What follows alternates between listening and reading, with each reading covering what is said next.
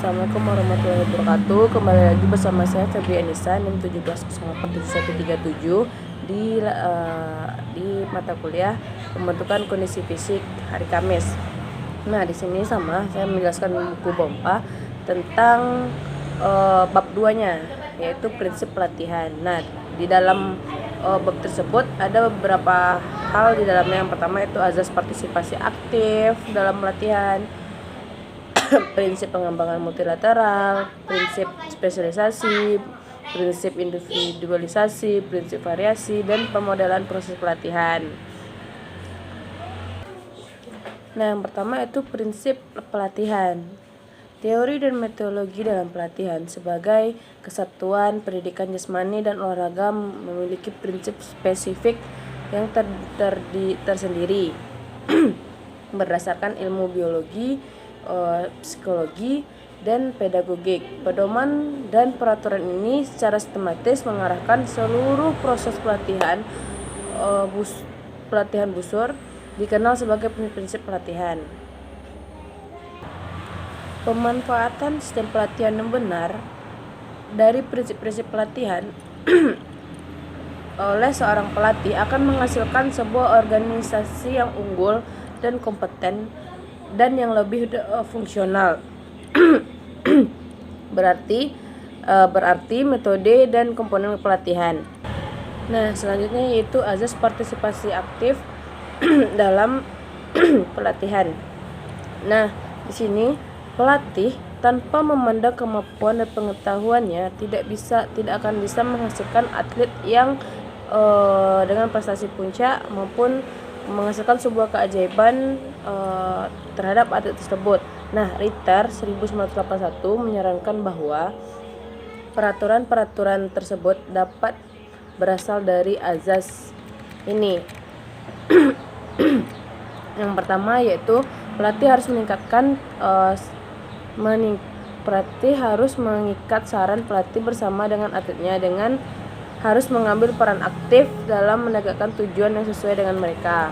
Yang kedua yaitu atlet tersebut hendaknya berperan serta aktif dalam merencanakan program pelatihan dalam jangka panjang dan pendek, serta dalam menganalisisnya. Atlet juga harus memiliki kapasitas penilaian yang memadai sehingga dia memiliki peran positif dalam masalah ini. Dari bantuan penting dalam merancang sebuah program adalah catatan dan komentar yang dibuat oleh atlet dalam jurnal pelatihannya. Evaluasi penting terhadap PLAR sebelumnya mungkin juga membantu dalam peraturan lain yang mungkin harus diikuti. Yang ketiga, atlet hendaknya secara berkala menetapkan dan lulus tes dan standar. Dengan melakukannya akan ada gambaran yang lebih jelas tentang tingkat kinerja dan tingkat kemajuan dalam periode tertentu. Yang keempat yaitu atlet melaksanakan tugas atau dalam sisi individu tanpa pengawasan pelatih, atau atlet ini latihan di rumah sendirinya tanpa adanya pengawasan dari seorang pelatih. Nah, selanjutnya yaitu prinsip dari pengembangan multilateral. Nah, perlunya pengembangan multilateral merupakan dampak persyaratan yang diterima dalam kebanyakan bidang pendidikan dan upaya manusia. Tidak soal penerapan terspesialisasi atau petunjuknya. Pada awalnya harus ada paparan yang mengembangkan multilateral untuk memperoleh pokok-pokok yang diperlukan.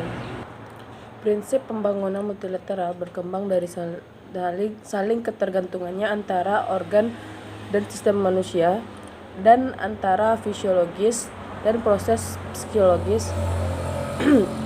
Berbagai perubahan akan terjadi setelah pelatihan. Selalu saling ketergantungan. Suatu gerak badan tidak soal sifat dasar dan kebiasaan. Yang selanjutnya adalah prinsip dari spesialisasi. Nah, di sini membentuk atlet pada jalur yang khususnya. Nah, spesialisasi dalam olahraga atau secara tertentu membuat perubahan anatomi dan fisiologi yang berkaitan dengan olahraga tersebut. Nah, spesialisasi ini bukanlah proses unilateral, tetapi merupakan kompleks yang didasarkan pada dasar yang solid dari pengetahuan multilateral. Sejauh yang bersangkutan dengan spesialisasi, Zollin 1901 menyeratkan bahwa sarana pelatihan atau secara spesifik motor khusus digunakan untuk memperoleh efek pelatihan. Harus ada dua sifat alam. Yang pertama yaitu latihan dari olahraga khusus, yang kedua yaitu latihan digunakan untuk mengembangkan kemampuan biomotor. Selanjutnya ada prinsip individualisasi. Individualisasi dalam pelatihan kontemporer adalah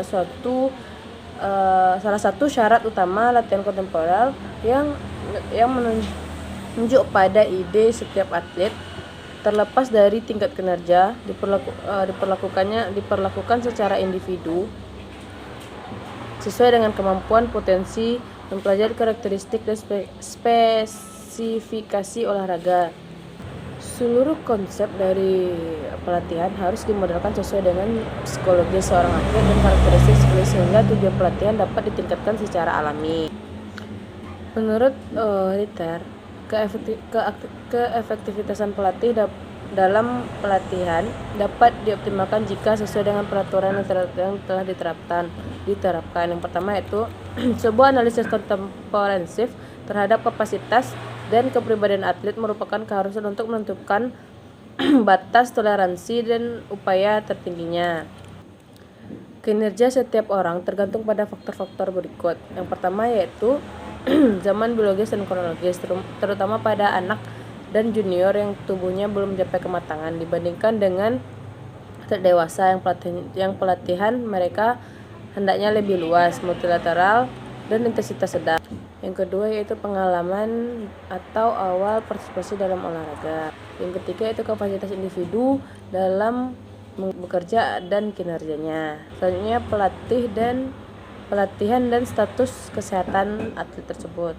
Selanjutnya beban pelatihan dan tingkat pemulihan latihannya. Yang kedua yaitu adaptasi pekerjaan adalah fungsi dari kapasitas individu. Yang ketiga yaitu perbedaan genetik atau juga memainkan peran penting sebuah hubungan dengan kesanggupan dan individu yang berlatih selama pubertas. Pelatih hendaknya juga menyadari bahwa kinerja motor individu berkaitan dengan usia fisik dan biologi seseorang.